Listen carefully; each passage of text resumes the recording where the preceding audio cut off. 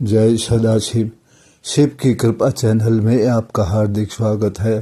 परम पिता परमात्मा सदाशिव की असीम कृपा आप और आपके परिवार पर सदैव बनी रहे।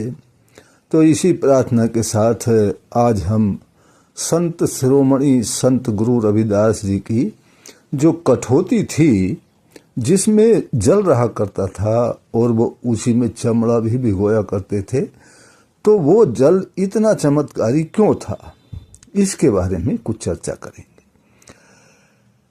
वो इतना चमत्कारी क्यों था कि गुरु रविदास जी उस जल को कठौती से निकालकर जिसको भी पीने के लिए दिया करते थे, तो उसे दिव्य ज्ञान हो जाता था।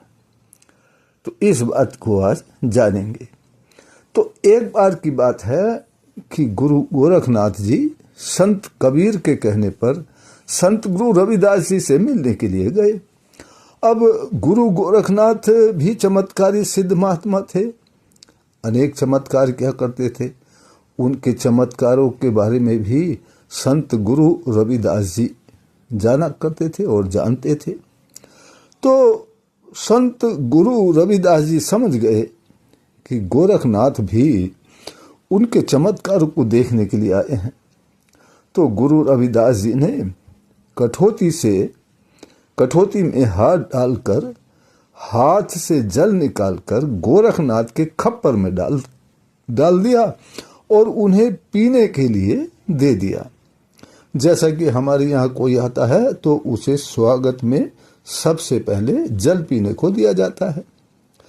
लेकिन गोरखनाथ देख रहे थे कि जो जल रविदास जी ने पीने को दे रहे हैं वो कठौती का है, जिसमें चमड़ा भिगोया हुआ है। तो गोरखनाथ को अच्छा नहीं लगा और वो उस जल को खप्पर सहित उठा कर ले गए। वैसे उन्होंने कुछ कहा नहीं, रविदास जी से कुछ नहीं बोला, लेकिन जल को पिया नहीं और वापस कबीर के घर गए और कबीर जी को ये सारा वृत्तांत बताते हुए कबीर की पुत्री कमाली को जल फेंकने के लिए दे दिया कि इसको दूर फेंक दो, ये चमड़े का जल है। अब कमाली तो जानती थी कठौती के जल की महिमा, तो कमाली ने जल को फेंका नहीं बल्कि पी लिया। अब समय बीत गया, कमाली का विवाह हो गया किसी दूसरे गांव में। अब एक दिन ऐसा हुआ कि गुरु गोरखनाथ उसी गांव में घूमते हुए अचानक पहुंच गए जहां कमाली की शादी हुई थी, कमाली का विवाह हुआ था। और जब गांव में पहुंचे तो सभी लोग इच्छुक थे कि गुरु गोरखनाथ जी हमारे घर भोजन करें, हमारे घर भोजन करें। लेकिन गुरु गोरखनाथ जी ने अपने खप्पर का चमत्कार दिखाते हुए कहा कि इस गांव में जो भी इस खप्पर को भर देगा वो उसी के घर भोजन करेंगे।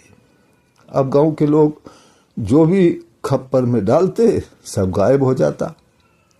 सभी ने खप्पर को भरने का प्रयास किया, लेकिन खप्पर भरा नहीं। अब कमाली के घर की बारी आई। कमाली ने एक मुट्ठी अन्न खप्पर में डाला तो खप्पर भर गया। गोरखनाथ जी ये देखकर हैरान हो गए और बोले, ये दिव्य ज्ञान तुमको कहां से प्राप्त हुआ? तब कमाली जी ने कहा, ये उसी जल का प्रभाव है जो आपने मुझे कठौती का कहकर फेंकने को दिया था कि ये चमड़े का जल है, इसको फेंक दो। मैंने उसे पी लिया था, फेंका नहीं था, पी लिया था। तब गोरखनाथ जी ये जानकर बहुत पछताए और फिर गुरु रविदास जी के पास जाकर जल पिलाने का आग्रह करने लगे। तब रविदास जी ने जल तो दिया, लेकिन कहा अब यह सिर्फ चमड़े का ही जल है, क्योंकि वो समय की बात कुछ और थी, अलग थी। तब गोरखनाथ जी समझ गए कि ये सब नाम जप की प्रभाव से ही कठौती का जल, जो ईश्वर का नाम जब गुरु रविदास जी हर समय करते रहते हैं, उसी का प्रभाव से कठौती का जल चमत्कारी होता है।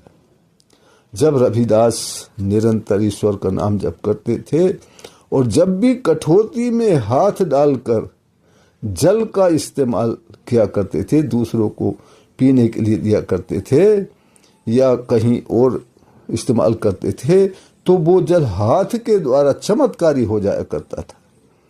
संतों के हाथ जिसके सिर पर पड़ जाए या हाथ की कोई चीज, संतों के हाथ से दी हुई कोई चीज मिल जाए तो वो बहुत चमत्कारी होती है।